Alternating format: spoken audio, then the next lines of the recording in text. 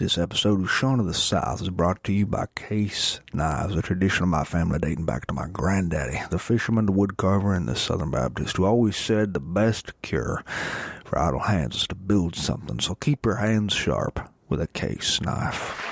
Hey, you're listening to Shaun of the South, and I'm your host, Sean Dietrich, and we are coming to you live, and that music you hear behind me is Lateral Blue. Lateral Blue, everybody.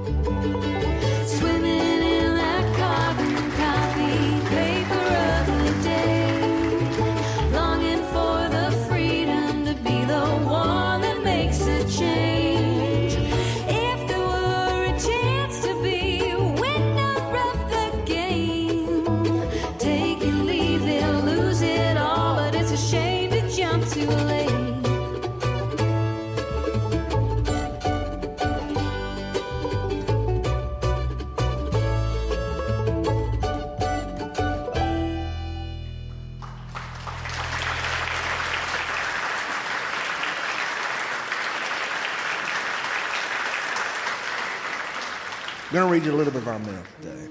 Jack Hagan, Grand Rapids, Michigan. Hey, Sean, it's my grandmother's birthday, and I wanted to see if I could get you to wish her happy birthday on the air. Her name is Maureen, and she loves your show. Dear Maureen, happy birthday. Dick Hartford, Alpharetta, Georgia. My dad's going on a cruise this week with a new someone he met since my mama died. He's been seeing this woman for a few months now, and I'm happy for him. He is 80 this summer. And he gives me hope that it's never too late to find love again. I was divorced last year, but I'm trying to take his example. I'm trying to be like Dad and not give up.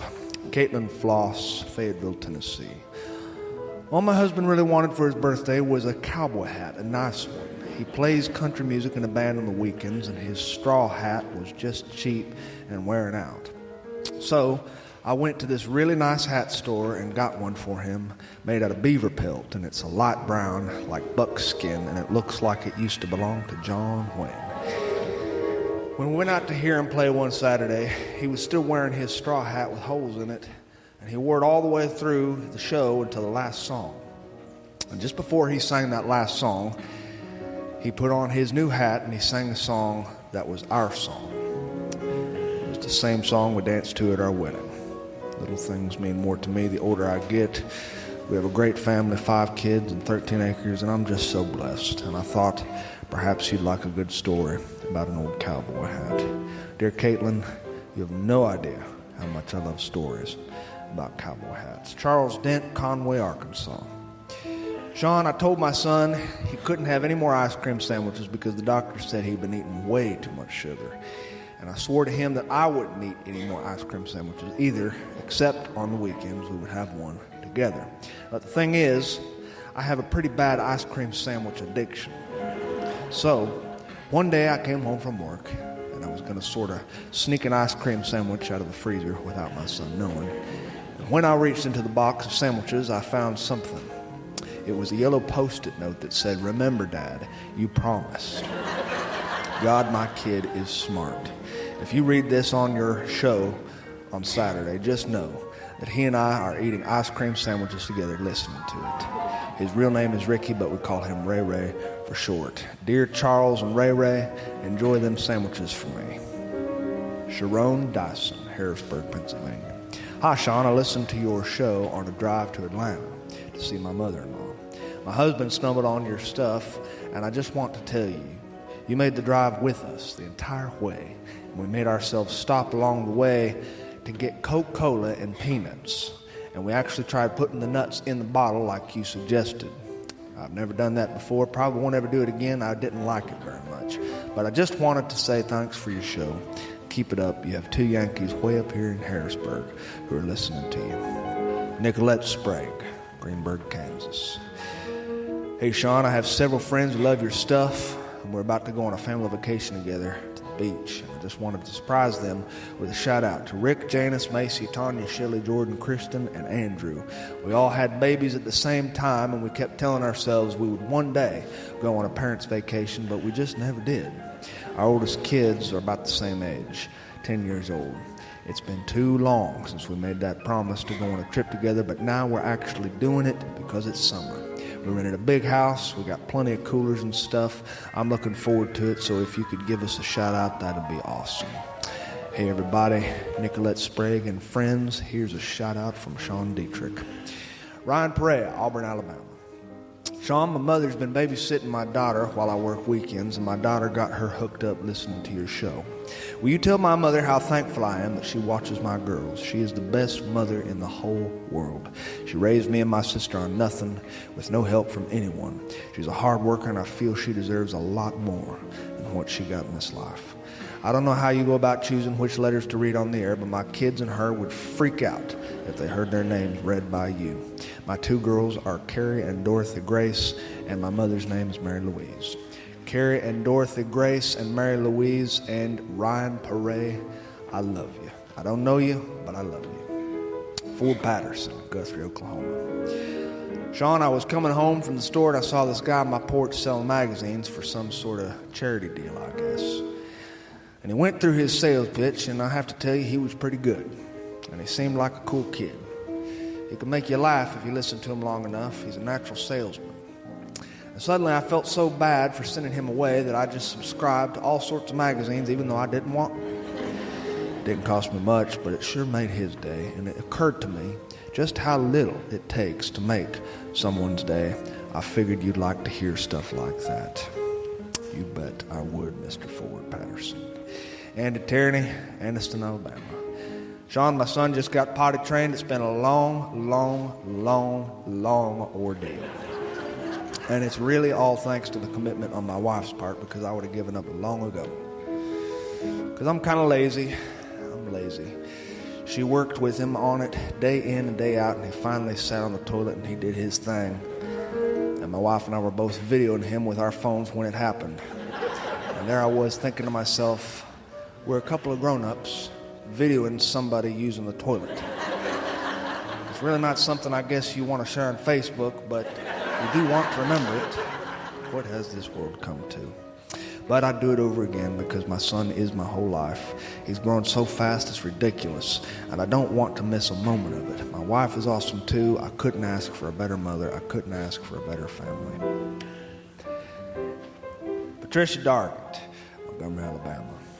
When I was a young girl, my mom and I would listen to Saturday radio programs with Hank Williams. I will never forget it. But sometime after TV started, I guess, radio just kind of fizzled out. It makes me sad because I love radio. My favorite part of the programs was the announcements and the commercials. Sean, you should consider having old-time commercials on your show just for kicks, or maybe even just reading an old commercial script. That would be good enough for me. I remember Hank Williams used to advertise Mother's Biscuits. You're probably too young to remember that. Anyway, I just thought it'd be something you could do really well. Well, Patricia, how about this? From the folks who make Mother's Best Flour, Mother's Best Farm Feed, and new Mother's Best Self-Rising Cornmeal, bring you Mother's Best Lovesick Blues Boy and all of Mother's Best music makers and yours truly, Mother's Best Little Old Boy Cousin Sean Dietrich. How about y'all come on in and sit down and I'll fix you up a mess of biscuits right here. Come on in and try something of Mama's. Come on in, please remove your Fitbit. Come on in, and have a seat at the table. You won't be sorry if you try some of Mother's biscuits.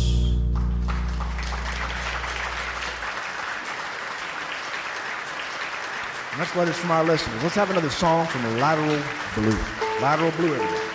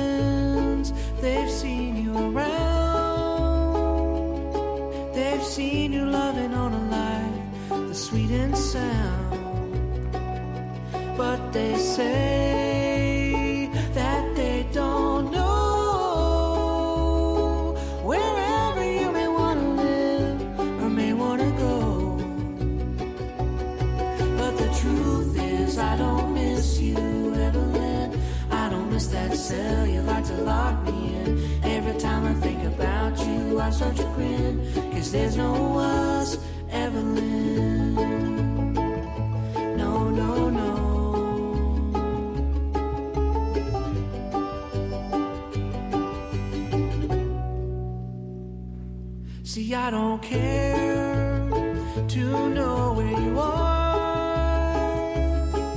I promise I'm a happy man, but don't you go too far. And your eyes, as blue as the sky, makes me always wonder if you've had a good life. But the truth is I don't miss you, Evelyn. I don't miss that cell you like to lock me in. Every time you, I start to grin, 'cause there's no us, Evelyn. No, no, no. No, no, no.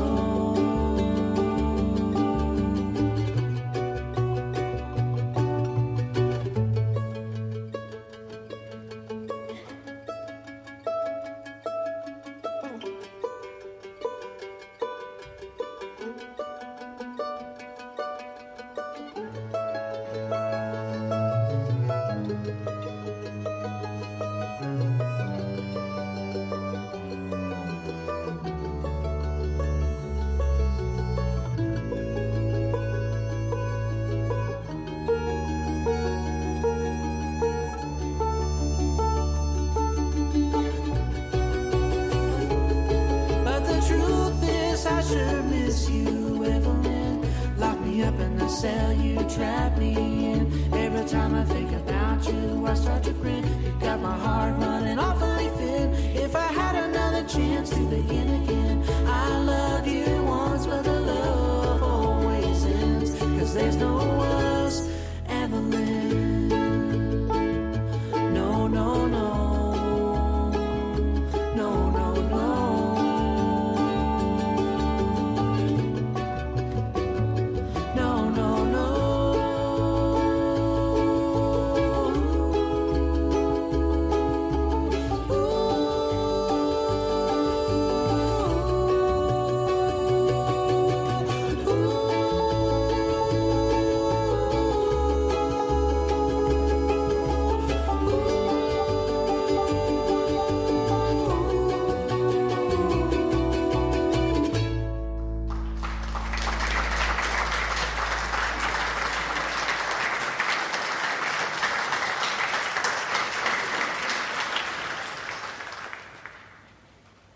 Oh, it's summertime. Summertime is here, and it's got me excited because summertime does that. Summertime is just pure excitement. That's all it is. It's when the earth gets so excited that it can't contain itself, and so it's got to do something about it, and so it blooms and it blossoms, and it gets all hot and excited, and that's summer. The whole world is one big ball of excitement. That's why the whole of society just starts running around in circles and doing things they wouldn't normally do. You can look and you can see on the interstates lines of traffic that would go for miles and miles and miles, and inside each one of these cars and traffic is a family. And that family is all crammed dangerously close together inside a little minivan with coolers and bathing suits and sand toys and all sorts of air mattresses and things, and they're making all sorts of smells inside that car that make the mom and dad roll down the windows and hang their head out and say, "Holy Lord, I'll be so glad when summer is over." You would never normally do that on any other season of the year, but you do it at summer. You do it during the summer because it's the time when excitement makes you do stupid things. It's when you get a little bit drunk on the energy swimming around in the sunlight and the clouds. Lord, I have no idea what I'm even saying. See, this is the portion of the show that I like to refer to as the opener, and this is when you just kind of talk off the top of your head. And you do this for just about as long as people are looking at you with a look that says, this guy must know where he's going. But once that look changes from this guy might not know where he's going to this guy definitely doesn't know where he's going, then it's time to launch ourselves into the story. And I can see by the looks on your faces tonight that time is now. That time is now. Summertime, I can remember a particularly special summer when Mr. Mike Zippy found a dog. He found a little golden-colored terrier that came wandering up onto his porch. This terrier looked like Benji, and he was trying to think of a good name for that dog, and he couldn't think of one, so he called it Dog Brown. Well, the dog wasn't brown, and so it was an unfitting name, but people called that dog Dog Brown. And he went everywhere with Mr. Zippy, everywhere.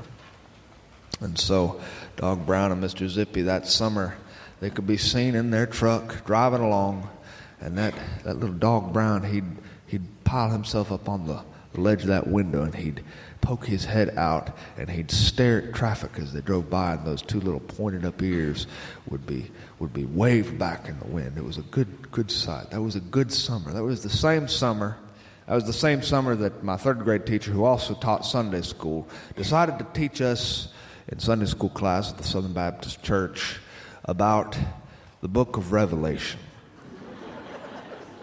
Now, this is the best time of year to teach the book of Revelation because you have a bunch of children who are drunk on excitement and drunk on the prospect of summertime. They're thinking about public pools, or going to the beach with their family, or they're thinking about laying in a hillside and looking up at the clouds and counting different shapes. They're thinking about finally getting to wear shorts instead of pants and sandals instead of shoes. They're thinking about sunburns. I'm a redhead. Sunburns for me are like being dipped in hot boiling lava. I can spend a grand total of 5 minutes out in the sun before my entire summer is ruined. I can remember the long nights laying on a bed with red peeling skin, and my father would rub this salve all over me. He'd rub this menthol salve all over me, and he always called it salve. He didn't call it balm, he didn't call it grease, he didn't call it Vaseline or mentholatum.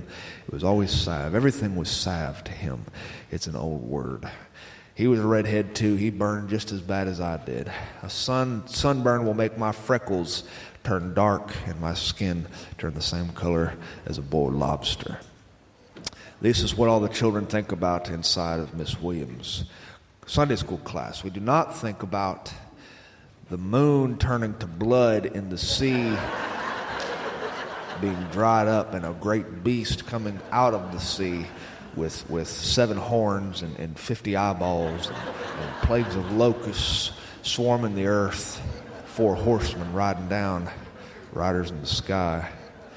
This is the wrong time of year to be talking about these sorts of things, but Miss Williams was like any Baptist. She believed that this wonderful time of year needed to be cut a little bit with a strong dose of reality. And so we went through the book of Revelation, and after each class we would all be so scared that we would talk with each other in little clumps, and we'd say, "Do you think all that's real? Do you think that's real?" And someone would say, "Well, my daddy says." And so the conversation would go, and we would have these biblical conversations that would terrify us. And this, I suppose, is what Mrs. Williams wanted. She liked to see children terrified. It was perhaps her most favorite emotion for a child to wear, with the exception of the emotion of contrition. Contrition was something she tried to teach whenever a child did something wrong. She would bring them aside, and she would guilt them into feeling very, very sorry for what they'd done. She tried to do this with my buddy Adam and I. She pulled us aside and she said, "Oh, whoever put frogs in the girls' bathroom, oh, they have just terrified the little girls who were in there. I bet those 2 little boys feel very badly about putting frogs in the girls' bathroom." My buddy Adam looked at her and he said, "We did not put frogs in the girls' bathroom." And she said, "All liars shall have their part in the lake of fire." But Adam was not lying. He was not lying. We did not put frogs in the girls' bathroom. We put them in the boys' bathroom, and how they got into the girls' bathroom, I'll never know. Once we'd get out of school, we would go and we would spend our time running. It seems like, in my memory, the hillsides and the streets were all virgin. The streets were mostly dirt, and the hillsides were undeveloped. Today, I drive through parts of town, and I drive through side streets, and everything looks developed. I see houses, and I see condos, and I see apartment complexes, and brand new Circle K and Tom Thumbs on every street corner. And the streets are paved beautifully with thick asphalt, and there's always road construction going on. There's orange barrels on the sides of the roads, and men wearing neon vests who are telling me to stop, slow, go, stop, slow, go. and the hillsides are all made into atrocities with new construction. But back then, in my memory at least, whether it's true or not, I do not know, everything was virgin. We would run along a green hillside that was covered in daisies, or we would run along a red dirt road and kick up rooster tails of red dust behind us. This was summer. We spent a lot of time in the woods, We lived in the woods, and we had not these little devices in our pocket 24 hours a day, or our friends could keep a hold of us and text us, and we could look up instant information on Google. No, we did not have that. Today, a child can flush his toilet from outer space by pressing his button on a glass screen. You can control a NASA spaceship with one finger on your smartphone, making zigzags. You can find your way into any locale on this planet with that phone because it has a GPS in it. Back then, our only GPS was our nose, was our feet, was our intuition. We would follow creek beds for as long as they would go. We would gather crawfish. We were children who enjoyed the summertime. My friend, he's got a few daughters. This year, he couldn't get them to get out and enjoy the summer. He said they're trapped. They're trapped inside, and they're working on their iPads and on their iPhones and on the computers, and they're just interested in their games. There's a game out there called Fruit Ninja, and these little girls, they're experts at Fruit Ninja. I've watched them play for hours on end. They just swipe their finger across the screen and they make little giggling sounds. It's amazing. It's amazing. I understand they're world famous in some online circles for their prowess at Fruit Ninja. So my friend decided he would take his family to the beach, to Gulf Shores, Alabama. He did what any average suburban male does. He piled them in to the minivan, and he piled in a cooler with all sorts of adult beverages and snacks for the road. He piled in inflatable toys that only cost about $1 a piece. They're big pink and yellow things that have the heads of giraffes and elephants on them. And he piled in life vests and sand toys and lawn chairs and all sorts of things that you probably don't need, but you can't take a trip without them, because once you get there, you'll find that you actually need them. And they drove, and they were in a traffic jam for a long way on I-65, long way. Traffic jam that just seemed to sit there. And he looked into his back seat, and he saw his two little girls playing on their technological devices with their fingers swiping across the screen. He said, "Hey, how about we sing a song? How about we sing a song?" And so he started singing songs that we learned back in Sunday school a long time ago. Songs like, "I've got the joy, joy, joy, joy down in my heart." I didn't sing it that low back then. My voice has been ravaged by the effects of testosterone. He sang, "Father Abraham had many sons, and many sons had Father Abraham. I am one of them, and so are you. So let's pull down our pants." No. I'm sorry. I got into a lot of trouble for singing it that way in the third grade. That's not how it goes. He sang songs like, "I may never march in the infantry, ride in the cavalry, shoot the artillery. I may never fly over the enemy, but I'm in the Lord's army, yes, sir." He sang, "Joshua fought the battle of Jericho, Jericho, Jericho." He sang, "Pharaoh, Pharaoh, whoa, no, Lord, let my people go. Yeah, yeah, yeah, yeah, yeah, yeah," which sounds strangely like Louie Louie. He sang all the songs. He's got the whole world in his hands. He's got the whole world in his hands. He sang one of my favorite songs, "This little light of mine, I'm gonna let it shine. This little light of mine, I'm gonna let it shine. Won't let Satan blow it out. I'm gonna let it shine. He sang, Jesus loves me, this I know, for the Bible tells me so. Little ones to him belong. I had a friend who sat beside me in Sunday school named Bridget, and she said, I don't get it. Little ones to him belong. I thought little meant being short. How about little ones to him be short? And so we sang it like that for a long time. Little ones to him be short.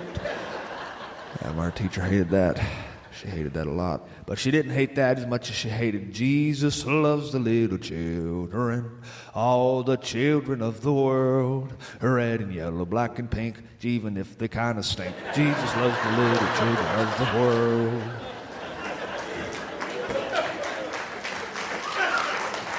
If you did stuff like that in her class, you could expect an entire in-depth exposition on the book of Revelation in your summer break, which is what she decided to do.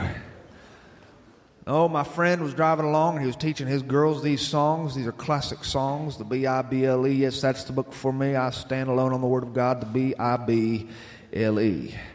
Or I am a C, I am a C-H, I am a C-H-R-A-S-T-I-A-N, and I have C-H-R-A-S-C and my H-C-R-A-T, and I will L-O-V-E-E-T-E-R-N-A-L-L-Y. And of course, if you're feeling a little bit frisky and surly, you will add the letters O-N-G to the end of every letter and every consonant, and so it will come out sounding like total blasphemy to your third grade Sunday school teacher. It will sound like, I am a kong, I am a kong hung, I am a kong hung rong I song tong I nong, and I have kong hung rong I song tong in my hong e rong tong, and I will long I vong I e tong e rong nong e long long yong. I can't believe I didn't know how to do that. But his girls were not interested in this. They were not interested in the old songs. They were not interested in the heritage of a whole bunch of snot-nosed brats who sat inside that back room at the First Baptist Church and learned how to sing songs about being related to Father Abraham. But he tried, and they sat quietly in the back seat with their fingers swiping across the screens, and he finally gave up. And he turned on a radio song that they wanted to hear, his two little girls. And radio has changed a lot. It's changed a lot since we were coming up. Radio nowadays is primarily produced with computers instead of instruments. There used to be a time when you could turn on the radio and you could hear things with steel guitars and twin fiddle intros. Today, they're robots, and so they will play these songs through a computer. And these computerized songs sound like a girl who brought an electric guitar to a chainsaw fight. So he turned off the radio, and when he got to Gulf Shores, finally, he was tired and his back hurt. His back hurt, and his wife, she was massaging him with Tiger Balm, or what my father might have called salve. They had a nice condo. It was a beautiful place. It had just been redone, had tile floors, had granite countertops. And he was feeling a little bit depressed. He was feeling that childhood has been robbed from his girls, and he just wanted to connect with them somehow. But they just were different. This generation is different, and it's hard to reach people in it. And so he sat on a chaise recliner outside on that patio, and he felt a little bit sorry for himself. And while he sat there, his wife came out, and she had her hands behind her back, and she said, "Girls, come out here and show your daddy what you've been working on." As the girls came from the back room, two beautiful little girls, long blonde and brown hair, pretty little girls, and they were carrying paper. Not iPads, not iPhones. They were carrying paper, and on this coloring paper were pictures of their family trapped inside a minivan on I-65. And on the bottom, it said, "We love you, Daddy." And one of his daughters had written on the bottom of that coloring page. He's got the whole world in his hands. He's got the whole world in his hands. And my friend said he started to tear up a little bit. They all went down to the beach and they tried to catch sand fleas, and they all sang a little bit. They sang, Father Abraham had many sons, and many sons had Father Abraham. And they'd never had that good of a time in all their life. And my friend asked his wife, he said, how did you get them to do it? How did you get them to finally put down their tablets and their smartphones? And she said, it's simple. It's simple. As soon as we got to the condo, I sat them down. I took away their phones and their iPads. And I got the Bible, and I read them stories straight from the book of Revelation to scare the bejesus out of them.